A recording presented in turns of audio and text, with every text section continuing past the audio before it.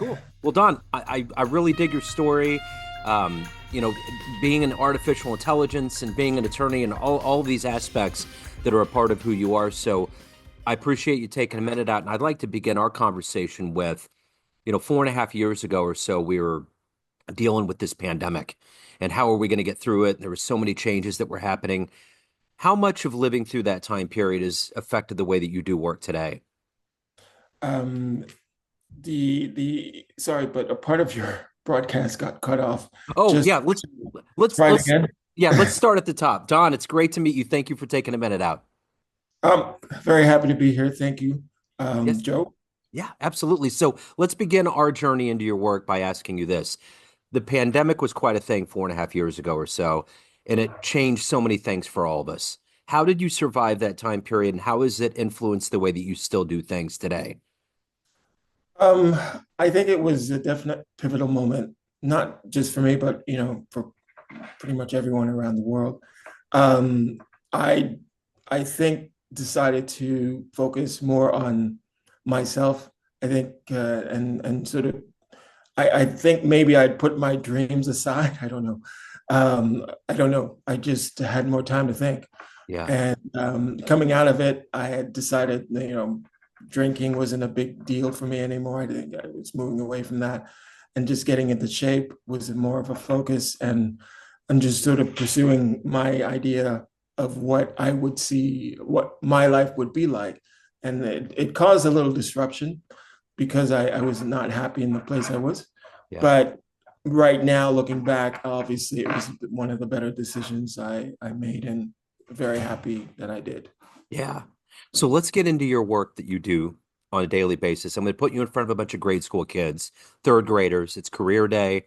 And one of the kids in the room is like, "Hey, what do you do for a living?" How do you answer them? Um, I, I make it really simple. All those, all those toys and all those candies that you're eating, they have names on them. And those names like M&M and Mattel and all those things, they belong to someone, just like your name belongs to you. And just like how you wouldn't like somebody using your name without your approval on to do things, these same people or companies do not like other people using their name without an approval. So I am the guy who makes sure that nobody else can use their name. Just like, yeah. Interesting. So talk to me a little bit about what you wanted to be in the third grade. What was your dream life? And third grade, I think music was it. I was more like I wanted to play the saxophone because I think I was loving the Hall and Oates music at the time, and that sax was really sexy, and I just wanted to be able to do it. So I was able to. The following year, I was selected to become part of the band, the school band. I think it was that. And then I selected the alto sax. So that's when my music career kind of took off. Okay. Well, we have one of the most famous ones with Bird here in Kansas City. So, um, yeah. Right. So let me ask you this. The other day, it just reminds me, I was walking by someplace and a Hall and Oates song came on, and I was like, man, those guys they had the whole Matrix down. Like it was just hooky. It got you from the beginning, and it just took Yeah. you on this journey. You're like, man, I want more. It was good. And they've lasted, like they stand the test of time. Some of those songs you could still play today, and they still ring true. It's still good. They're So timeless. So yeah. I got to know, as a music guy, what was the first live concert that you saw that blew you away, that maybe Uh, made you think you wanted to do that with your life? the first live concert. Wow. Or one of the more seminal I, I concerts? I didn't really see a lot of live stuff when I was young. Um, Believe it or not, I did not. A lot of it was more the idea of being a musician more than the actuality of being one. So yeah, so I saw like videos, like music videos, and that stuff. I didn't really go to concerts as much. Okay. That was much later when I Yeah. was in my teens, Okay. late. Yeah. So how did you get into law? Take me back to where you were born and raised. What were these seeds that were planted into you that evolved into this career? Well, I didn't know it at the time, but My grandfather was an attorney. I was born in Jamaica, left when I was 2.5. I never met my grandfather until much later. I think it was like in my 20s, late 20s. But he was actually a lawyer who had gone to the UK and come back to Jamaica, and he had a law firm, and all that. So I didn't know that. I just knew as I got older, I had an interest in law, and I took one course when I was in high school, and I still liked it. I watched a lot of Law and Order and was intrigued, like most people. So got a little hooked then, but I didn't really drop into it until much later because I wasn't sure. And so what I did is I worked in the Caribbean doing, random stuff at hotels and resorts. And it was at working in the Caribbean, specifically in Mexico, that I realized after meeting one of these attorneys on vacation and some others, I realized that maybe this would be the thing for me to do. So I left this was 2001, same time that you were in the Yeah, UK. I was actually in Mexico. yeah. And obviously, we know what happened in 9/11, but it caused a ruckus in the whole Caribbean area. And so I was supposed to stay there for 6 more months. I'd stayed there for 8 months. But because of the whole 9/11 thing, I actually let's just say my plans were thwarted and I had to come back home. I decided to come back home. And I started my focus on becoming a lawyer because I had the music background. So IP was already in me because I was doing music. I knew I wanted to focus on that and do more intellectual property, and that's how I fell into trademark. So that's why, Okay. yeah. So who's been a hero for you? Who's been an inspiration for you in your work?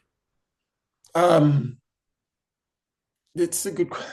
I haven't really because I didn't know anyone in the field. Yeah, Like it truly was me.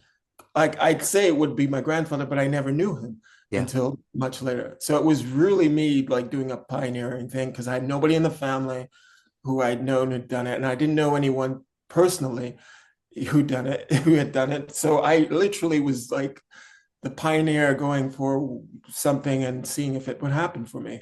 And it took a while, but yeah, it did. Interesting. Is there anybody in the field that you would like to meet that you find inspirational or fascinating that might help you on your journey? In the legal field, Yeah, uh, I guess that's a good question. Um, I do like the idea of lawyers without borders or meeting people in that field yeah. because it's a real like it's a difficult thing to do. It's it has an impact. I would love to be able to work at that level, of helping people, but it's rare that you get to meet anyone like that. Yeah. It's truly, you have to have a certain type of lifestyle to be in that field, and obviously you have to give up a lot. So yeah, somebody in that area, I don't know. All the others would be leaders of countries from past that had were lawyers before they became um, leaders. So there's a few of those that I admire. Let's just say. Yeah. So when did you know this was your path, that law was going to be your passion? Was there a client? Was there a moment that you had? Um, I do think it was when took the course in high school Yeah. because it wasn't hard. It was hard, but it was interesting. Like it made me think, oh yeah, I could do that, but I didn't think I could do it. That was the difference maker. I was like, okay, this must be, you have to pass all these tests, and I don't know. I didn't really believe in myself at the time, so I had the desire, but I didn't have the belief. Yeah. That took a while to get to that point. So So on your yeah. career path, was there a client? Was there a year? Was there a time period where you grew the most? Maybe it was difficult, but you really grew and it turned into a really good thing? Yeah, it was definitely the 2001 because that was a pivotal moment. I mean, barring the whole 9/11 thing, of course, that had an effect, but it was being at the beach. I mean, it was good. It was a good life. You would basically work all day, but you would be partying most of the day because it's a resort. Yeah. You would be on the beach, almost every night. It would be hot weather, drinking. You couldn't ask for anything better, truly. And you're young. I don't see how you could get a better life. Yeah. So if I'm at that place and I'm going, all right, something's missing, I'm not getting the thing that I feel would be enough. I knew that, okay, you know what? I think this is time for you to truly challenge yourself and go back and take on that thing that you didn't think you could achieve. And that's Yeah. when I went back. Yeah. So what about AI? I know AI is a part of what you do and it's a big thing and it's evolving and everybody has questions about it. Talk to me about your involvement and how you view AI. Yeah, so AI, as we all know, has been a long time coming. I mean, a lot of false flags for this one, but everyone was hoping, anticipating that it would come. OpenAI had opened the door to people who were interested in developing on the platform about for a while. And I don't know how, but I saw the invitation or got an invitation or whatever the saying that if you are interested, apply. So this was before ChatGPT came out, about a couple of 3 months or 4 months before. I applied, and then they say yes, okay, you're allowed to join our dev team or dev access, and I was able to basically, I you know do something with it, which I did nothing. I did nothing because I was too busy. I didn't know what to do at the time. But then as soon as ChatGPT came out and everyone was like, wow, this thing is the new thing, I was like, oh, so that's what this is what I have all the access to. So I was able to get on it and use it much more prolifically than most people because I had already been accepted into the program. And I was able to use their APIs. And thus, I knew that I could do something with this. I just needed a little more time. And luckily, I had taken some software courses, some software programming stuff. So I knew some bits of how to program. And so that the moment came in the way after using AI and using the prompts and learning how it worked. I was like, oh, so prompting is like engineering, but for losers. No, okay, prompting is like engineering for people who don't really know the code. Yeah. Um, you just okay, you're getting it to do something, but you're using normal words. So I was like, oh, so I can get this thing to do what I want if I use the right words. And at the time, being a trademark attorney, we have what you call office actions. These are notices from the government institution that says, hey, you've applied for a trademark, but we're refusing it because and the list goes on. Your mark is confusing with a registered mark, or your mark is too descriptive of your goods. So when we receive one of these things, we have to draft arguments saying, hey, this is the reason why you should accept this. But it takes a while to do this. This is like a day and a half or a day of drafting arguments.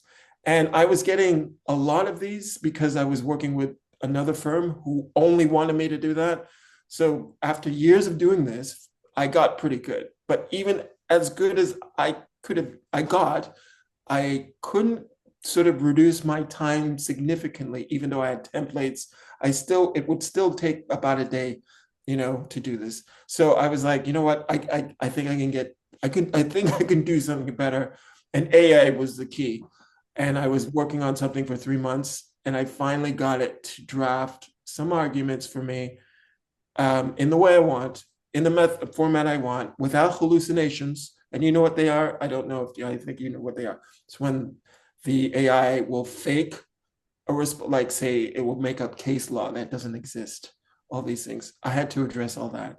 Yeah. And so 3 months into it, I came up with something that was finally for me workable.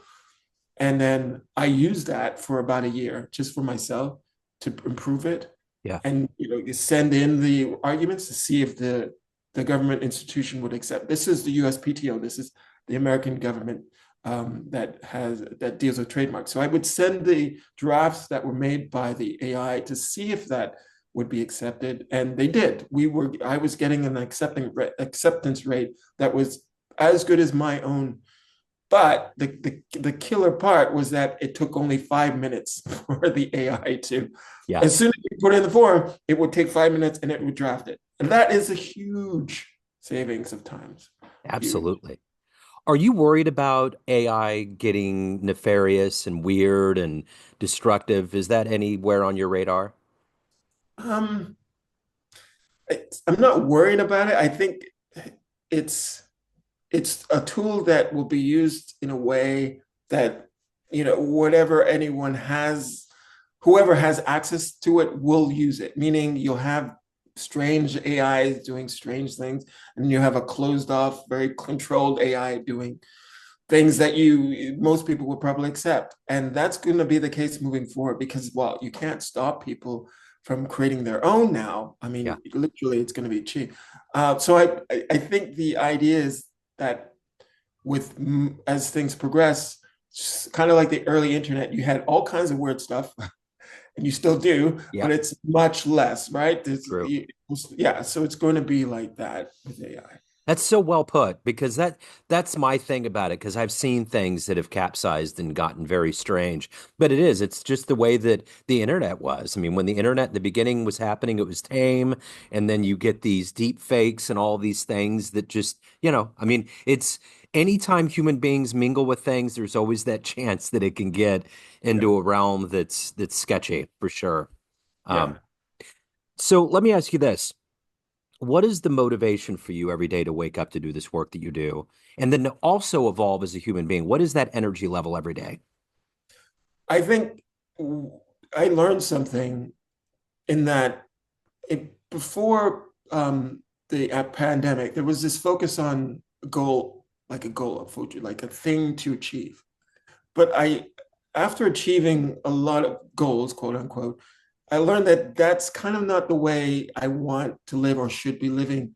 And instead, I changed to a more, I want to have a practice, a thing that I do regularly every day that gives me something.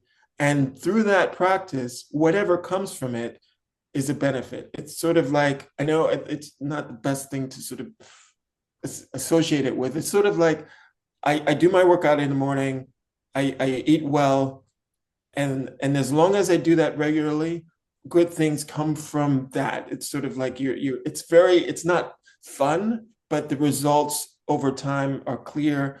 You're taking care of yourself, and and that gives you the good that comes like in life that it's healthy, it's sort of eating right and all that. It's not fun. A lot of people will say, well, that's not fun, that's not. Yeah, but do you want to be having fun, or do you want to be good, healthy, that leads to a life of having a good life generally because you're taking care of yourself? And that's the shift. It's sort of like, yeah, I'm more focused on being a better me, and that takes time, and every day improving on who I am. That's it. Yeah, I get it. So let me ask you this. Of everything that you've accomplished in your life up to this point, what are you the proudest of? uh Probably my son. Although I'm proud of what I've achieved, because I definitely did not think I'd have a Juris Doctor and two law degrees, and registered in two different countries as an attorney. I'm really proud of that because that was not on the radar. But my son was unexpected, and I was able to interact with him at a young age because of my job. I had a lot of free time because I basically ran my own business, and that way I was able to connect with him most of the time. And so we found that we like the same things. He is a sports buff more than me, and I thought I was. He takes it to a whole new level, and I have no one like that in my family, only him. And so we really connect. And he plays ice hockey. I play ice hockey now because strangely enough, because of him. I didn't have anyone to play with. He was the one who got into it after I taught him how to skate, and so we connect on that, and that's truly it. Yeah. That's wonderful. So let me ask you this. If you had a dream tonight, ran into a much younger version of you, say 18 years old, you can give that young version of you a piece of advice based on this life you've led, the wisdom you've accumulated. What advice would you give your younger self? Um, Definitely, a lot of the things that you think are going to change your life hugely at the time, like cause you panic or stress, chill out. Yeah. It's definitely not as bad as you think. You truly have to try. And a lot of this, the reason why people stress is because they don't have enough information. And so information is sort of a freedom. Yeah. I would tell myself, get more information before you freak out, Yeah. and make sure that you're freaking out for the right reason. And I think a lot of that would be, yeah. That's a great answer. So at the end of the day, everyone, Don, has a perception of you, family, friends, clients, colleagues, but you run the show. What's your perception of you? Who do you think you are? Uh, I, I think I could be too overbearing because I'm very strict on being better. But at the end of the day, I'm as fair as as anyone, if not more fair. I try to sort of balance my desires with the desires of others, and yeah, I don't think life is easy for anyone who wants to make a difference or get better. But if it was, I think everyone would be just, there and doing it. Yeah. And it's not. It really does take a lot of mental exercise and perseverance, and that's about it. Yeah, I totally get it. So if anyone out there wants to learn more, they have questions, they want to hire you, any of the good business, where can they go? Best is to email me at info at bron-ai.com. That's BRON-AI.com. Okay. That's the best way to reach out, ask me questions. It doesn't have to be law related. I'm open to, any question, life related as well. And that's it. Okay. I love it. Don, thank you so much, sir. I appreciate your story, appreciate your time. Best of luck with everything. Thank you, Joe. I'm hoping.